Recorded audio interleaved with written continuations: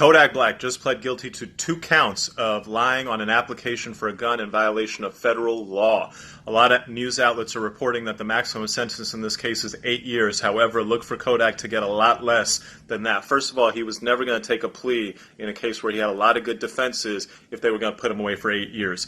Chances are he's spoken to the government, and the government and him have agreed to something a lot less than that. We will see if there's any plea agreement in place. Sentencing is set for November 13th. Between now and November 13th, Kodak's lawyers are going to put together a whole bunch of letters and other documents to show that Kodak's not a bad guy. He does good stuff in the community, that he is really not deserving of a very big sentence. Interestingly, earlier on in this case, there was a hearing, and although you're hearing 8 years as the maximum sentence, the government and the defense attorneys were both asked by the judge, what is the possible sentence? Defense attorney said it was going to be 16 to 20 months. The government said it'd be about 3 years. Look for Kodak to get out in about a year. Kodak Black update. This one's interesting. There's 2 types of plea agreements in federal court.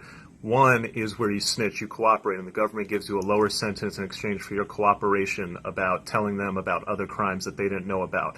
The other is where you admit guilt and you say, I'm just going to take this guilty plea, save you guys a lot of time and effort, give me a lower sentence. In Kodak's case, the publicly released plea agreement confirms that he did not snitch, that his going to get a lower sentence, and the reason he's going to get a lower sentence is because he admitted guilt and he's saving the government the time and effort of trying to prosecute him. This is very important when you consider the fact that Kodak was being investigated for a shooting where the guns that he had acquired illegally were found. So presumably he could have given them information, but he did not, and it's not part of his plea agreement. The plea agreement basically says that, you know, the maximum penalty is about 10 years for this. It depends specifically on his personal characteristics, and with the government's recommendation, it's looking like 1 or 2 years in the